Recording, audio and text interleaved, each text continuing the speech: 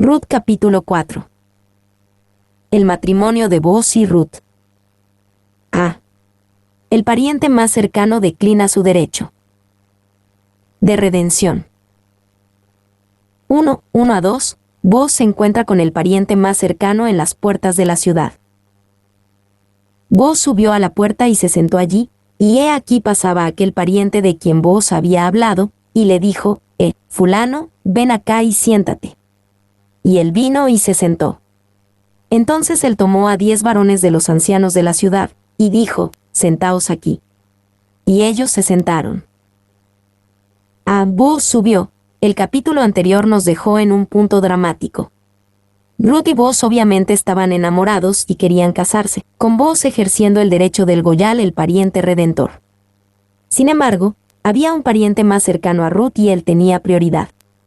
¿Reclamaría el derecho de pariente redentor sobre Ruth y evitaría que ella y Booz estuvieran juntos? Booz subió a la puerta. La puerta de la ciudad siempre era el lugar donde se sentaban los hombres estimados y honorables de la ciudad. Para una ciudad antigua en Israel, era una combinación de una cámara del consejo de la ciudad y una sala de audiencias. Y la puerta de la ciudad era una especie de tribunal al aire libre, el lugar donde los asuntos judiciales eran resueltos por los ancianos y por aquellos que se habían ganado la confianza y el respeto del pueblo, un lugar para los negocios y como una especie de foro o lugar de reunión pública. Se pasaba aquel pariente de quien Booz había hablado. Booz sorprendió a Ruth en Ruth 3:12 diciéndole que había un pariente más cercano que él.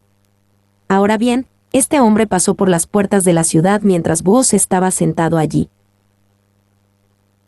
Y, debido a que Ruth había regresado tranquilamente a casa por instrucción de Booz, después de estar en la era, Ruth 3:14, el acercamiento de Booz a este pariente más cercano fue planeado como una completa sorpresa para el otro hombre. Claramente, esta fue una ventaja táctica para Booz.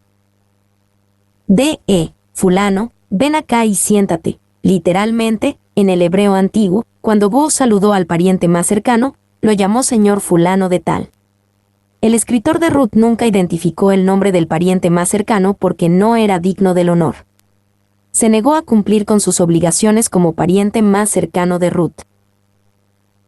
Y, sin duda, Booz conocía su nombre, y lo llamó por él, pero es omitido por el santo escritor, en parte porque era innecesario saberlo, y principalmente en forma de desprecio, como es costumbre, y como un justo castigo sobre él, porque el que no conserve el nombre de su hermano, pierda el suyo y quede sepultado en la tumba del olvido perpetuo.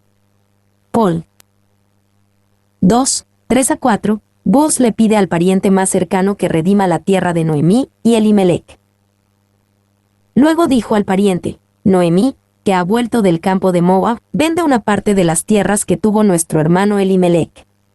Y yo decidí hacértelo saber, y decirte que la compres en presencia de los que están aquí sentados, y de los ancianos de mi pueblo. Si tú quieres redimir, redime, y si no quieres redimir, decláramelo para que yo lo sepa, porque no hay otro que redima sino tú, y yo después de ti. Y él respondió: yo redimiré. Noemí, vende una parte de las tierras. El deber del Goyal, el pariente redentor, era más que el deber de preservar el nombre de la familia de su hermano, en Israel. También era mantener la tierra asignada a los miembros del clan dentro del clan. Y, cuando Israel entró en la tierra prometida durante los días de Josué, la tierra se dividió entre las tribus y luego entre los grupos familiares. Dios tenía la intención de que la tierra permaneciera dentro de esas tribus y grupos familiares, para que la tierra nunca pudiera venderse permanentemente. Cada 50 años, tenía que ser devuelta al grupo familiar original. Levítico 25, 8-17. 2. Pero 50 años es mucho tiempo. Entonces, Dios hizo provisión para la tierra que era vendida, para que el pariente redentor pudiera redimirla de nuevo a la familia. 3. Nuevamente, el pariente redentor tenía la responsabilidad de proteger a las personas, a la propiedad y a la posteridad de la familia extendida, y todos estos deberes iban juntos. Una parte de las tierras. Cuando Booz trajo el asunto al pariente más cercano, lo mencionó como un asunto relacionado con la propiedad, algo sobre lo que cualquier hombre estaría interesado. Cualquiera querría volver a comprar un pedazo de propiedad y mantenerlo en el nombre familiar, guardándolo para uno mismo. Si tú quieres redimir, redime. Cuando Booz lo puso en términos de una transacción meramente de tierra, no hubo duda por parte del pariente más cercano. Por supuesto, dijo, yo redimiré. Y, seguramente Ruth y Noemí estaban viendo y escuchando. Cómo debieron hundirse sus corazones cuando escucharon al pariente más cercano decir, yo redimiré. Oyeron de sus propios labios que ejercería su derecho de pariente redentor, y eso significaba que no solo ganaría la propiedad en cuestión, sino que también se casaría con Ruth en lugar de Booz. Pero Booz sabía exactamente lo que estaba haciendo y tenía la situación bajo control. 3:5. Booz informa al pariente más cercano de su deber de redimir la posteridad de Elimelech si él redime la propiedad de Elimelech. Entonces replicó Booz, el mismo día que compres las tierras de mano de Noemí, debes tomar también a Ruth la moabita, mujer del difunto, para que restaures el nombre del muerto sobre su posesión. El mismo día que compres las tierras de mano de Noemí, debes tomar también a Ruth la moabita. Entonces Booz puso la sorpresa sobre el pariente más cercano. Le dijo que no solo estaba tratando con Noemí y la propiedad de Elimelech, también tenía que tratar con Ruth. Y, debido a que Noemí era mayor y no podía tener hijos, no se esperaba que el pariente más cercano se casara con Noemí y criara hijos con él. Apellido de su difunto esposo, Elimelech. Pero Ruth era otro asunto, ella podía casarse y tener hijos. Debes tomar también a Ruth la moabita, mujer del difunto, para que restaures el nombre del muerto sobre su posesión. Booz explicó lo que todos sabían, que esto era un trato global. Si alguien iba a ejercer el derecho de pariente redentor hacia el difunto Elimelech, tenía que cumplir el deber tanto con respecto a la propiedad como con la posteridad. Y, debido a la sabia, quizás astuta, forma de Booz de plantear la ocasión, esta era la primera vez que el pariente más cercano consideraba esto, y era una pregunta bastante grande para abordarla en ese mismo momento. Cuando se trataba solo de una cuestión de propiedad, era fácil decidirse, pero si debía tomar a Ruth por esposa, eso era otra cosa. 4:6. El pariente más cercano declina su derecho de redención hacia la propiedad y posteridad de Elimelech. Y respondió el pariente, no puedo redimir para mí, no sea que dañe mi heredad. Redime tú, usando de mi derecho, porque yo no podré redimir. No puedo redimir para mí, aunque sería grandioso recibir la propiedad asociada con Ruth. El pariente más cercano sabía que llevar a Ruth a su casa y criar a sus hijos dañaría su propia heredad. No sea que dañe mi heredad. Probablemente, el hombre había tenido hijos que ya habían recibido su herencia de tierras. El problema de dividir esa herencia entre los futuros hijos que tendría con Ruth era más de lo que quería afrontar. Y, además, sin duda, el hombre estaba casado y sabía que sería incómodo, en el mejor de los casos, llevar a casa a Ruth como esposa número 2. Se redime tú, usando mi derecho, porque yo no podré redimir. Estas fueron palabras gloriosas en los oídos de Ruth y Noemí. Un momento antes, todo parecía perdido cuando el pariente más cercano había dicho, yo redimiré. Pero el plan de Booz tenía una sorpresa y una sabiduría inesperada. Y funcionó. Y algunos podrían haber pensado que el plan de Booz era una tontería, ganar a Ruth ofreciéndola a ella y su tierra al pariente más cercano. ¿Cómo podría funcionar eso? Pero el plan aparentemente tonto funcionó. La ceremonia para documentar los acuerdos. 1:7-8. La costumbre de la sandalia en las transacciones. Había ya desde hacía tiempo esta costumbre en Israel tocante a la redención y al contrato, que para la confirmación de cualquier negocio, el uno se quitaba el zapato y lo daba a su compañero, y esto servía de testimonio en Israel. Entonces el pariente dijo a Booz, tómalo tú. Y se quitó el zapato. Había ya desde hacía tiempo esta costumbre en Israel. Deuteronomio 25. 5-10 describe la ceremonia realizada cuando un pariente declinaba su responsabilidad. El que se negaba se quitaba una sandalia, y la mujer a la que se negaba a honrar le escupía en la cara. Pero en este caso, como no había falta de honor de por medio, solo hicieron la parte de la ceremonia de la sandalia. Tómalo tú, el pariente más cercano dijo, la tierra es tuya para redimirla, porque tú también estás dispuesto a redimir la posteridad de Elimelec tomando a Ruth como esposa, algo que yo no estoy dispuesto a hacer. 2, 9-10. El anuncio de Booz a los ancianos y al pueblo. Y Booz dijo a los ancianos y a todo el pueblo: vosotros sois testigos hoy, de que he adquirido de mano de Noemí todo lo que fue de Elimelec, y todo lo que fue de Kelión y de Malón. Y que también tomo por mi mujer a Ruth la Moabita, mujer de Malón, para restaurar el nombre del difunto sobre su heredad, para que el nombre del muerto no se borre de entre sus hermanos y de la puerta de su lugar. Vosotros sois testigos hoy. Y dijo Booz a los ancianos y a todo el pueblo. Booz proclamó gozosamente sellando legalmente la transacción que redimiría tanto la propiedad como la posteridad de Elimelec, y que, lo mejor de todo, tomaría a Ruth, la mujer que amaba, como su esposa. Y, para que el nombre del muerto no se borre de entre sus hermanos y de la puerta de su lugar, es una buena descripción de la idea de preservar la posteridad del difunto. Tomo por mi mujer a Ruth. Allá en el capítulo 1, Ruth parecía estar renunciando a su mejor oportunidad de casarse al dejar su tierra natal de Moab y entregar su corazón y vida al Dios de Israel. Pero como Ruth puso a Dios primero, Él la unió en una relación más grande de lo que ella podría haber imaginado. Hoy, Dios bendecirá de la misma manera a aquellos que quieran casarse, si tan solo lo ponen a Él primero. Si vosotros sois testigos hoy, esto explica por qué es importante una ceremonia de matrimonio, y por qué debe ser reconocida por las autoridades civiles. Booz tenía un amor por Ruth que era público, un amor que quería ser presenciado y registrado públicamente.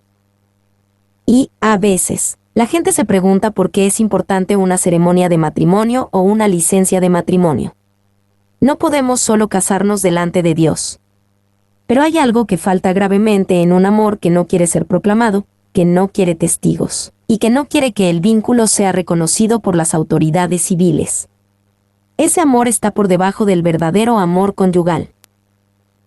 2. Entonces, aquellos que dicen, bueno, si estuviéramos en una isla desierta y no hubiera nadie allí para casarnos, podríamos casarnos delante de Dios. Necesitan escuchar la respuesta: sí, en una isla desierta. Pero no estás en una isla desierta. Hay testigos y autoridades civiles para que proclames tu compromiso de amor conyugal. Dios quiere que lo hagas. 3, 11-12. La bendición de los testigos de la boda. Y dijeron todos los del pueblo que estaban a la puerta con los ancianos: testigos somos. Jehová haga a la mujer que entra en tu casa como a Raquel y a Lea, las cuales edificaron la casa de Israel, y tú seas ilustre en Efrata, y seas de renombre en Belén. Y sea tu casa como la casa de Fares, el que Tamar dio a luz a Judá, por la descendencia que de esa joven te dé Jehová. Y dijeron todos los del pueblo que estaban a la puerta con los ancianos: testigos somos. Sin duda, la multitud vitoreó. Los hombres pensaron que Ruth era hermosa y las mujeres pensaron que Booz era guapo. Todo el mundo pudo ver lo romántica y amorosa que era esta ocasión. Como a Raquel y a Lea. Estas dos tuvieron 13 hijos entre ellas y fueron las madres de toda la nación de Israel. Esta era una gran bendición para Booz y Ruth. Como la casa de Fares. ¿Qué tenía de especial Fares? La historia de su nacimiento está en Génesis 38, 27-30. Y Trap comenta sobre sea tu casa como la casa de Fares, ese abridor de brechas, como lo llamó la partera, pues quiso nacer antes que su hermano, y se llevó la primera primogenitura, y después se volvió feliz en numerosa y honrosa posteridad. 2. De hecho, parece que Fares fue el antepasado de los betlemitas en general, un Cr. 2.5, 18, 50f. Además, Fares dio su nombre a la sección de la tribu de Judá que descendía de él, Num. 26 horas y 20 minutos. Morris.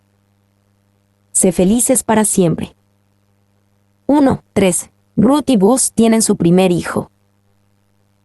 Booz, pues, tomó a Ruth, y ella fue su mujer, y se llegó a ella, y Jehová le dio que concibiese y diese a luz un hijo. A Jehová le dio que concibiese. La dádiva de los niños nunca era dada por sentada en Israel. El hecho de que Boaz y Ruth pudieran darle un hijo al difunto Elimelec era evidencia de la bendición de Dios.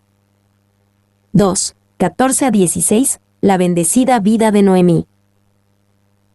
Y las mujeres decían a Noemí: Loado sea Jehová, que hizo que no te faltase hoy pariente, cuyo nombre será celebrado en Israel, el cual será restaurador de tu alma, y sustentará tu vejez. Pues tu nuera, que te ama, lo ha dado a luz, y ella es de más valor para ti que 7 hijos. Y tomando Noemí el hijo, lo puso en su regazo, y fue su aya. Loado sea Jehová, vean a la bendita Noemí. Ahora tenía un nieto, ahora era celebrada en Israel, y pudo ser la aya de su propio nieto. B. Hizo que no te faltase hoy pariente. Era apropiado que estas bendiciones en la vida de Noemí recibieran tanta atención al final del libro. Noemí fue aquella cuyo regreso original al Señor comenzó toda esta gran obra de Dios. Si Noemí no hubiera decidido volver a Belén, a la tierra de Israel, y al Dios de Israel, nada de esto hubiera pasado. Y esta es una demostración maravillosa de lo que Dios puede hacer a través de una pobre mujer que se reconcilia con Él. 2. También es apropiado porque Noemí fue la que dijo en el capítulo 1: En grande amargura me ha puesto el Todopoderoso. Jehová me ha vuelto con las manos vacías. Jehová ha dado testimonio contra mí. Ruth 1, 20-21. Si tan solo Noemí hubiera podido ver cuán grandemente la bendeciría el Señor al final. 3. No podemos culpar a Noemí, ciertamente nosotros también hacemos el mismo tipo de cosas. Pero también debemos aprender de lo que ella aprendió. Debemos aprender que el plan de Dios es perfecto y está lleno de amor. Incluso cuando no podemos entender lo que está haciendo y todo parece tan desesperado, Él todavía sabe lo que está haciendo. Debemos aprender que a los que a Dios aman, todas las cosas les ayudan a bien, esto es, a los que conforme a su propósito son llamados. Romanos 8:28. 3. 17-22. Ruth y Boaz, bisabuelos de David, rey de Israel. Y le dieron nombre las vecinas, diciendo: Le ha nacido un hijo a Noemí, y lo llamaron Obed. Este es padre de Isaí, padre de David. Estas son las generaciones de Fares. Fares engendró a Esrón, Esrón engendró a Ram, y Ram engendró a Aminadab. Aminadab engendró a Naasón, y Naasón engendró a Salmón, Salmón engendró a Buz, y Buz engendró a Obed, Obed engendró a Isaí, e Isaí engendró a David.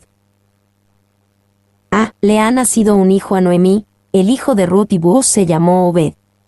Él tuvo un hijo llamado Isaí. Él tuvo un hijo llamado David. Y David tuvo un descendiente llamado Jesús. Y la mano de Dios está en toda la historia. Dios obra su propósito, generación tras generación. Limitados como estamos a una sola vida, cada uno de nosotros ve muy poco de lo que sucede. Una genealogía es una forma sorprendente de traernos la continuidad del propósito de Dios a través de las edades. El proceso de la historia no es fortuito. Hay un propósito en todo esto. Y el propósito es el propósito de Dios. Kidner. B. Padre de David, el regreso de Noemí a Belén, y las raíces de David en Belén, remontándose a Ruth y Buz, son la razón por la cual José y María tuvieron que ir a Belén para registrarse en el censo de Augusto. Lucas 2, 1, 5. Ruth y Booz son la razón por la que Jesús nació en Belén. Pero la consideración de Jesús en este libro de Ruth no comienza con la mención del rey David. Jesús ha pasado por todo el libro, representado por Booz y el oficio del pariente redentor. El pariente redentor tenía que ser un miembro de la familia. Jesús añadió la humanidad a su deidad eterna, para que pudiera ser nuestro pariente y salvarnos. El pariente redentor tenía el deber de comprar a los miembros de la familia para sacarlos de la esclavitud. Jesús nos redimió de la esclavitud del pecado y de la muerte. El pariente redentor tenía el deber de recomprar la tierra que había sido confiscada. Jesús redimirá la tierra que la humanidad vendió a Satanás. Booz, como pariente redentor de Ruth, no estaba motivado por el interés propio, sino por el amor a Ruth. La motivación de Jesús para redimirnos es su gran amor por nosotros. Booz, como pariente redentor de Ruth, debía tener un plan para redimir a Ruth para sí mismo y algunos podrían haber pensado que el plan era una tontería. Jesús tiene un plan para redimirnos, y algunos podrían pensar que el plan es tonto, salvar a los hombres al morir por ellos en una cruel cruz, pero el plan funciona y es glorioso. Boaz, como pariente redentor de Ruth, la tomó como su esposa. Las personas que Jesús ha redimido son colectivamente llamadas su novia. Efesios 5, 31, 32, Apocalipsis 21:9. Boaz, como pariente redentor de Ruth, proporcionó un destino glorioso para Ruth. Jesús, como nuestro Redentor, nos proporciona un destino glorioso. 2. Pero todo vuelve a la idea de Jesús como nuestro pariente redentor, por eso se hizo hombre.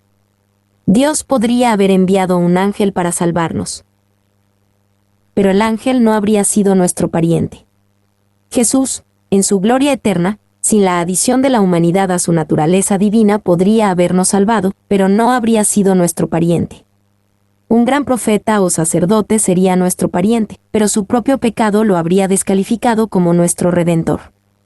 Solo Jesús, el Dios eterno que añadió la humanidad a su deidad eterna, puede ser tanto el pariente como el redentor de la humanidad.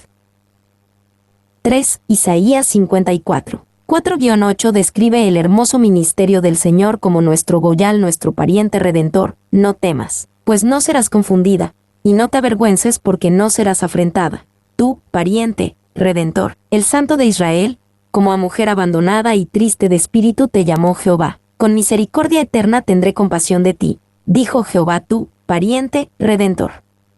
4. Desde la eternidad, Dios planeó juntar a Ruth y Boaz, y así hacer de Belén su punto de entrada para la venida de Jesús como nuestro verdadero pariente redentor, completamente Dios y completamente hombre. Espiritualmente, necesitamos ir a Belén y dejar que Jesús nos redima. Como está escrito en el himno navideño, «Oh pueblito de Belén». Oh pueblito de Belén, como aún te vemos yacer. Sobre tu sueño profundo y sin sueños pasan las estrellas silenciosas. Sin embargo, en tus calles oscuras brilla la luz eterna.